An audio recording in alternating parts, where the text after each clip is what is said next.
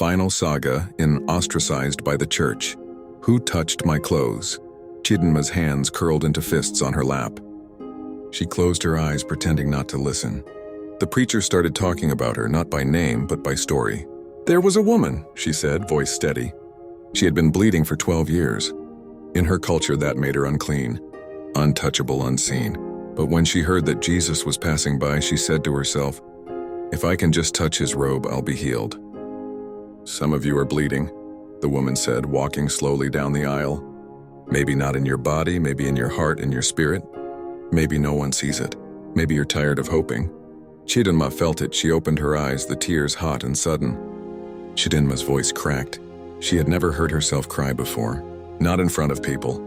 But that night it came like a flood, from someplace deeper than the womb. "If I can just touch the hem of his robe," she heard herself saying. She didn't wait for permission. She didn't ask for prayers. She didn't even speak, she just reached. The pastor continued. Chidinma stood, not knowing why, not knowing what to expect. Her legs moved before her mind caught up.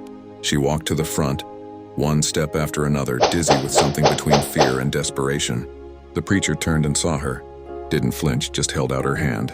Chidinma reached, not for the preacher, but for something beyond her. It wasn't magic, not spectacle, just hope, the tiniest thread of it. Their fingers touched. No thunder, no lightning, just silence. Chidinma didn't collapse. She didn't shout, she just knew. Like a window opening. Like a tide receding, she felt dry. For the first time in 12 years, her body was still. Whole. The pain that had lived in her pelvis like a second heart was gone. She looked up through tears. The preacher smiled gently and whispered, "You are not invisible, daughter." Not to him. At that word daughter, tears filled Chidinma's eyes. No one had called her that in years. She had been unclean, an outcast, and ostracized by the church, but in that moment, she was named and known. Chidinma fell to her knees, not in weakness, but in release.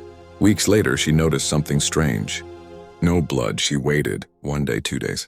A week, nothing. Chidinma kept it quiet for a while, maybe out of fear, shame, or uncertainty. She didn't want them to think she was crazy.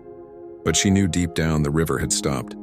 But healing calls for witness, and like the woman in the Bible, Chidinma eventually stepped forward, not just to admit she was healed, but to name the pain, claim the miracle, and encourage others who are still bleeding in silence. Faith can work in private, but healing often becomes public testimony. The woman with the issue of blood. Mark chapter 5, verses 25 to 34. Thanks for watching. I hope you were blessed by this story. Stay tuned for more on Church Gist and Wahala.